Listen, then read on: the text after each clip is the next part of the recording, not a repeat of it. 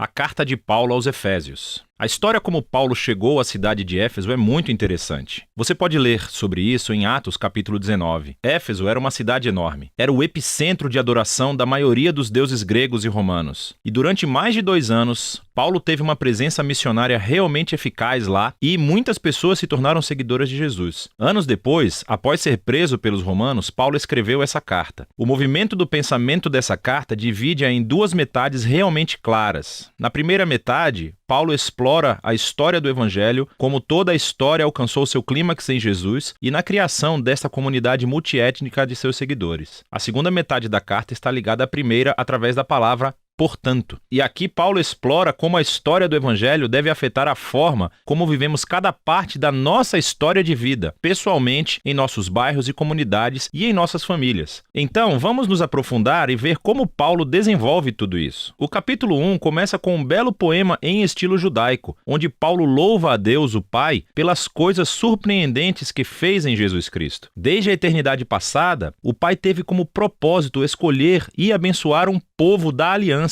Pense aqui na família de Abraão, em Gênesis, capítulo 12, versículos 1 a 3. E agora, através de Jesus, qualquer pessoa pode ser adotada nessa família. A morte de Jesus cobre os nossos piores pecados, os nossos piores fracassos, e em Jesus encontramos a graça de Deus. Na verdade, Paulo diz que essa graça abriu um modo totalmente novo de entendermos cada parte de nossas vidas. Ele diz no capítulo 1, verso 10, que o propósito de Deus era unificar todas as coisas no céu e na terra sob Cristo, que é um título que significa Messias. O plano de Deus sempre foi ter uma enorme família de seres humanos restaurados, unidos em Jesus, o Messias. Esse propósito divino se tornou claro, diz Paulo, quando fomos primeiramente transformados naquela família. E aqui ele está se referindo aos judeus étnicos e à família de Abraão. Mas então Paulo fala sobre vocês, e aqui ele quer dizer não-judeus. Todos vocês ouviram sobre Jesus e a salvação através dele, e foram trazidos para essa família pela obra do Espírito Santo. E assim, aqui, ele está se referindo aos eventos relatados nas histórias dos Atos, sobre como o Espírito de Deus reuniu judeus e não-judeus em uma única família em Jesus, tal como Deus prometeu a Abraão há muito tempo atrás. Note também como, nesse poema, Paulo começa falando sobre Deus o Pai, e depois sobre Jesus o Filho, e aqui no final sobre o Espírito. Os 3 trabalham juntos quando Paulo conta a história do Evangelho. É muito legal. Depois do poema, Paulo responde com uma oração. Ele ora para que esses seguidores de Jesus não apenas conheçam, mas experimentem pessoalmente o poder do Evangelho. Que eles sejam energizados pelo mesmo poder que ressuscitou Jesus dos mortos e o colocou como a cabeça exaltada de todo o mundo. Agora, no capítulo 2, Paulo retrocede e desenvolve algumas ideias-chave do poema do capítulo 1, especialmente sobre a graça de Deus e essa nova família multiétnica de Jesus. Ele começa recontando a história de como esses cristãos não-judeus conheceram Jesus. Antes de ouvir sobre Jesus, eles estavam fisicamente vivos, mas estavam espiritualmente mortos. Eles estavam presos em uma vida de egoísmo e sem propósito, e estavam sendo enganados pelas forças espirituais do mal. Mas, surpreendentemente, Deus, em seu grande amor e misericórdia, os salvou. Ele perdoou todos os seus pecados e juntou as suas vidas à vida de ressurreição de Jesus, e ele também os trouxe de volta à vida. E agora, tendo sido criados como novos seres humanos através de Jesus, eles têm a alegria de descobrir todos os novos chamados, propósitos e tarefas que Deus colocou diante deles. Eles não só foram presenteados com a graça de Deus, como também foram convidados para uma nova família. Antes de ouvir sobre Jesus, esses não-judeus não estavam apenas afastados de Deus, eles estavam separados do seu povo da aliança, da família de Abraão. E por uma razão muito prática, os mandamentos da aliança do Sinai formavam uma linha divisória ao redor dessa família. Eles eram como uma barreira que mantinha a maioria dos não-judeus afastados. Mas em Jesus, as leis da Torá foram cumpridas e a barreira foi removida. Os 2 grupos étnicos se tornam, como Paulo afirma, uma nova humanidade unificada, capaz de viver em paz. Então, Paulo Paulo continua no capítulo 3 a se maravilhar com o papel único que ele teve de espalhar essa boa notícia para o povo não judeu. E mesmo estando na prisão, ele agradece a Deus pela chance que teve de ver essa família da aliança crescer tanto. Então, Paulo termina a primeira metade da carta com outra oração. Dessa vez, ele ora para que os seguidores de Jesus sejam fortalecidos pelo Espírito de Deus para simplesmente compreender e entender o amor que Cristo tem pelo seu povo. A segunda metade da carta começa com Paulo mudando de ritmo, e ele começa a desafiar o leitor a responder à história do Evangelho pela maneira como vive a sua própria história de vida. Então ele começa no capítulo 4 com a vida cotidiana da igreja. A igreja é uma grande família com muitos tipos diferentes de pessoas, mas ele enfatiza que eles são um, e um é a palavra-chave nesse capítulo. Eles são um corpo que é unificado por um Espírito. Eles têm um só Senhor com uma fé. Eles têm um batismo. Eles acreditam em um Deus. Isso é muita união. No entanto, diz Paulo, a unidade não é a mesma coisa que uniformidade. Ele continua a explorar como a nova família de Jesus consiste em muitos tipos de pessoas muito diferentes, mas todos são capacitados pelo único Espírito Santo, cada um usando seus talentos e paixões únicas para servir e amar uns aos outros e para edificar a igreja. E aqui ele usa duas metáforas muito legais. Uma é a construção da igreja como um novo templo, e a segunda é que todos estão se tornando uma nova humanidade, com Jesus como a cabeça. E essa nova humanidade é uma metáfora que ele vai usar nos próximos capítulos. Paulo desafia todo cristão a retirar a sua velha humanidade como um conjunto de roupas velhas e a revestir-se de sua nova humanidade na qual a imagem de Deus está sendo restaurada. E ele então segue para essa longa sessão onde ele compara a humanidade nova e velha. Então, em vez de mentir, novos humanos falam a verdade. Em vez de guardar raiva, eles resolvem seus conflitos pacificamente. Em vez de roubar, os novos seres humanos são generosos. Em vez de fofocar, eles encorajam as pessoas com suas palavras. Em vez de se vingar, os novos seres humanos perdoam. Em vez de gratificar todo o impulso sexual, os novos seres humanos cultivam o autocontrole de seus desejos corporais. Em vez de ficar bêbados, os novos seres humanos vivem sob a influência do Espírito de Deus. E ele explica como era essa influência